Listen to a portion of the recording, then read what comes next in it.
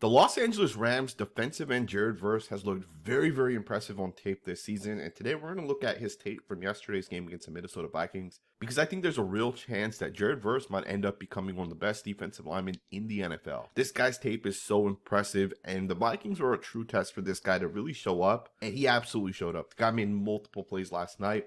And I'm excited for this film breakdown. Let's just get right into the tape. Now, one of the things that I think gets overlooked with a guy like Verse is his run defense. I think the guy's a lot better than he gets credit for. I think a part of that is because when people look at Verse, they think about a guy that's a true pass rusher. But the guy's been pretty solid this year against the run. And he's only gotten better and better as he's taking more snaps in the NFL. To me, I think one of the things that Verse does really well in the run game is he utilizes the swim move. So here's the move that he's going to utilize here against Christian Darrisaw. Now, Darrisaw does end up tripping over the left guard, but you can also see that Darrisaw is going to end up missing the contact here because Verse is going to swim towards the outside. He's going to chop with the right arm, bring the left arm over the top. Christian Darrisaw almost kind of expected Verse to fall right into him, and you see that Verse ends up just hitting the outside of this. And he does a pretty good job disrupting this play. He's going to end up pursuing this from the backside, and he's basically going to be one of the guys that kind of gets in there, makes the play. This one ends up losing a yard. This is a really good rep right here by Verse. You got another nice run rep here by Jared Verse. He's going to once again utilize that same technique where he's essentially going to bring his arm over the top, or he's essentially going to swim over the top of this tackle. Now, this play is interesting because it's a duo concept, which means you need to double team Verse before you ultimately climb up here to number 35. But it's important for the tackle to hit Verse here and make contact with him. Because if he makes contact with Verse, that's going to allow the tight end to ultimately get in front of this. So what you're going to end up seeing happening on this one is as the tackle ends up trying to make contact with Verse, Verse is going to swim over the top. So the tackle really doesn't make contact with him. At the same time, because the tackle does not make contact, the tight end's not able to reach this guy. And Verse is going to do a great job beating the tight end to the inside. And he's going to disrupt this play. He's going to be one of the guys that kind of gets in there. To me, Jared Verse is a really, really good job against the run, and I think he's severely underrated against the run. And I do think that one of the things he does a lot is he swims over the top of guys, but the reason why he's able to swim over the top is because on other plays like this one here as an example, he's going to end up shooting the gap. He's going to get super, super powerful on this one. He's going to get strong. He's going to try to run through there. And this one does end up picking up 9 yards, but Verse does a good job disrupting this play. And never underestimate how important it is for a defensive lineman to be disruptive. It's not always about making plays, right? Of course, best case scenario is you make the tackle, but sometimes you also want to disrupt these run concepts. You got another one here where it looks like some sort of duo concept to the inside, and because of the fact that Verse ends up jumping this, the play that's designed specifically to go to the inside ends up not going to the inside. So that's a really good job right there, and of course you'll see that the outside containment really isn't going to be set all that well. 37 has the inside gap. There's a couple guys to the left of the screen. They're not going to jump the gaps fast enough to make the play. But do keep in mind, the running back here was trying to hit this to the inside. But the fact that Verse ends up getting in there as quickly as he does, he disrupts the flow of this play, right? So to me, that's a really, really good job to be able to shoot the gap. You also see on tape these other plays where Jared Verse gets physical. He gets aggressive at the point of attack, and he's trying to set the tone. You know, you can't have a guy be a top-tier run defender, a top-tier pass rusher without having some physical and power-based elements to your game. Speed alone does not work as much in the NFL anymore, right? Even Michael Parsons has a really good bull rush move. They might not go to it as much, but you got to keep guys honest by ultimately bull rushing, and Verse does do that a little bit. And he does that in pass pro as well. And I want to just go ahead and switch into that. I want to show you guys some of these pass rushing moves that this guy kind of has shown us, some of these pass rushing snaps. On this one here, he's going to end up getting physical with Christian Darrisaw. Now, keep in mind, he's not going to actually get to the quarterback because if you keep an eye on the quarterback's going to take a quick 3-step drop and he's looking to get the ball out. It's almost impossible for anyone to get a sack on a 3-step drop. It's very, very difficult. But Verse still does a good job with the power. He's going to get his hands right into Darrisaw and he gets pretty close. I'll switch over to the other angle here. Jared Verse does a pretty good job with the power, right? But again, the power is essentially used to set guys up for a counter move, right? You usually go to a power move first and then come back on the second or third rep with some sort of, fake power. Maybe you jump to the inside. Maybe you try to counter. Obviously, Christian Darrisaw is a little bit different. He's probably one of the top 2 tackles in the NFL at the moment. So a lot of this stuff doesn't necessarily work. But I do think Jared Verse had a pretty good game against Christian Darrisaw, generally speaking. Analyzing every single one of these reps where Jared Verse and Christian Darrisaw went up against each other, you can definitely see that Christian Darrisaw had to be on his A game. right? Versus one of those guys that if you're not double teaming, if you're not chipping him, he will beat guys, even guys like Christian Durso. And I love Durso. I think he's one of the best tackles in the NFL. But you can see that there are a ton of double teams, there are a ton of slides and chips towards Verse, and if that wasn't there, he may have ultimately been able to beat a guy like Durso on at least a couple snaps. I'll just show you guys a couple of these examples. Here's a good example where Christian Durso is going to end up what looks like a jump set, where he's going to essentially go directly towards number 8. This is to make Verse think that this is a run play. Verse is going to set up the power move here by getting to the inside of Christian Durso. And then he's going to actually end up getting off that. He's going to end up turning this into a speed rush. You can see him kind of swipe away the hands right here. And he's going to jump to the inside. Now, in my opinion, I think if you don't have the slide towards Verse here, Verse will actually be able to generate pressure on this. But the fact that the guard's right there, and again, the slide's towards the right of your screen, you're going to get that guard help, essentially. And with that, because of the fact that Verse does end up getting double teamed by the left tackle, left guard, he's not going to actually generate pressure.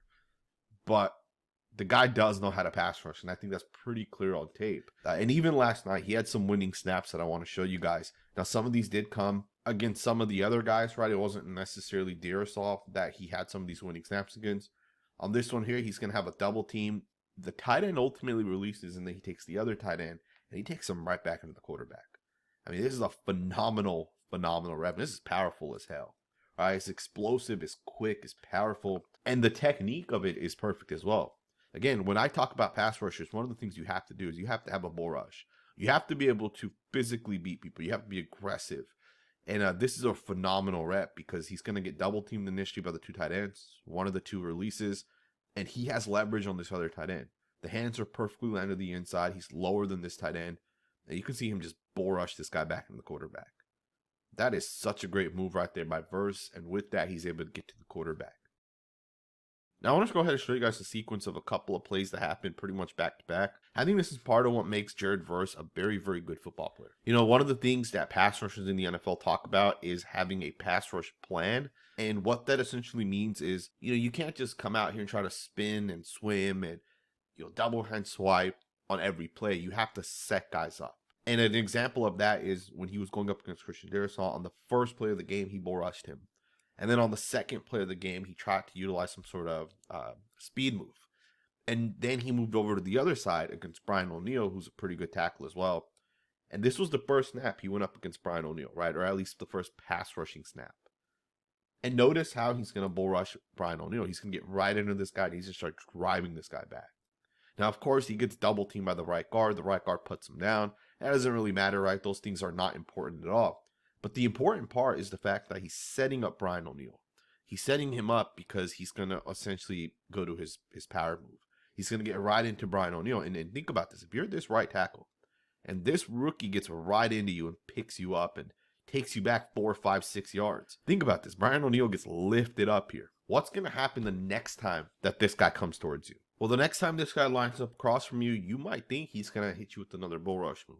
Now, before we go forward, I want to just take a second to give a big shout out to the sponsor of this channel because this content would not be possible without Underdog. If you guys have never utilized Underdog before, trust me, man, you guys are missing out. I don't do traditional fantasy sports that often. I did do one league this year, but generally speaking, I'm not really doing it anymore. And that's mostly because of Underdog. Underdog has this game that I really, really enjoy. It's called Pick'em. Essentially, you're going to go out there and just make picks that you think are going to be right. They'll have pretty much every pick you can think of for every player, and they have multiple categories as well. So an example would be, you know, I think Aiden O'Connell is going to throw for 125 yards. And you're essentially just going to pick higher on that, right? I think he'll have more than 125 yards. You might say, hey, Dak Prescott's going to have at least 2 touchdowns, and pick higher on that.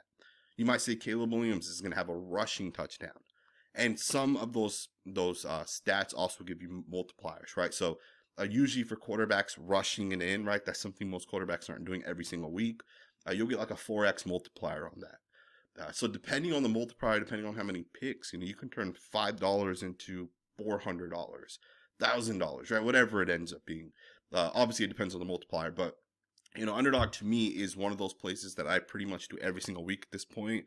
Very fun. It makes like watching the Jets and the Dolphins without Tua makes them interesting, right? So check out Underdog. If you guys have never used them before, it is the best place. Trust me when I say that. Go to underdogfantasy.com. Use my promo code that you guys see on the screen. or use the app. I recommend the app. So let's get right back into the content. Well, the next time this guy lines up across from you, you might think he's going to hit you with another bull rush move. But instead on this one, Jared Verse is going to end up just swimming right over the top. This is having a real pass rush plan. This is having a real mindset of when it comes to pass rush. Now, when he tried this against Christian Darrisaw, it didn't work because Darrisaw's a very, very good tackle. Right? Darrisaw's an elite tackle. He's one of the 2 best tackles in the NFL. In fact, I'd say it's Penei Sewell 1, Christian Darrisaw 2. And it's not even that big of a difference, to be honest. It's like a 1A, 1B situation. So what Jared Verse tried doing to Darrisaw didn't work, but when he took it to a guy in Brian O'Neill, now O'Neill is probably still a top 15 tackle in the NFL. You can see how quickly it ends up working. And I know Jared Verse doesn't actually get the sack on this one because the quarterback rolls out of there towards the right, but the quarterback feels this here, right? He feels the pressure. To me, this is such a phenomenal job to be able to come back with a 1-2 move and hit a guy with the right punch, left arm over the top. I mean, this is such a phenomenal job by a guy like Verse. And this guy's tape is just so freaking impressive. Play in, play out, he's making plays. He's getting to the quarterback. And he's utilizing different moves. You know, it's not just one move or 2 moves. Like, he's trying a bunch of different things. And, of course, you'll have to develop and fine-tune those things, right? Because it's not all perfect. This move's a pretty nice job, but I'll show you here in a second. He's going to try a spin move, and it's not that effective. And we'll talk about that here in a second.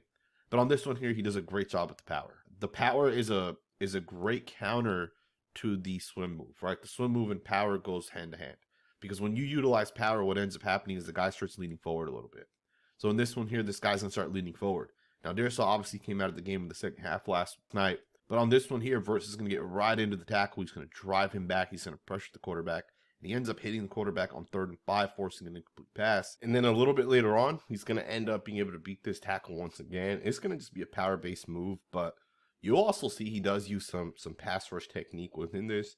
You might not see it at first, but if you guys keep an eye here on Verse, so he's going to initially push this guy back with the bull rush move. And then watch the hands here. Right hand's going to chop the left arm right there. And you see that right arm chop, and then the left arm just kind of comes right over the top. And that right there allows him to actually beat this guy because this guy is trying to get the left hand back into Verse, right? The left hand is what he could use to recover. And Verse does a phenomenal job being able to swipe that hand away. And then with that, he's able to ultimately create this sack for the other defensive lineman. Although Jared Verse does not get credit for an actual sack on this one, there's a stat out there that NFL teams measure. It's called the ability to create a sack, or I think the official term is a sack created. I think that's how PFF Ultimate specifically measures it. But this one counts as 1 for Jared Verse, right, when it comes to sack created.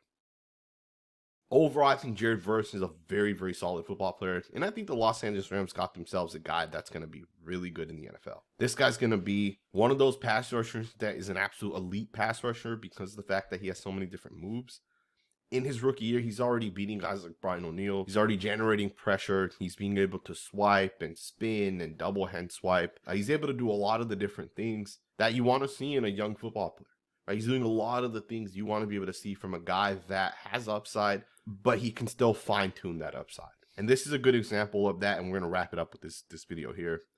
The spin move's not very, very effective, right? And the reason why it's not very effective is because it's not done very well either. You can see that Verse is going to show the spin move way too early.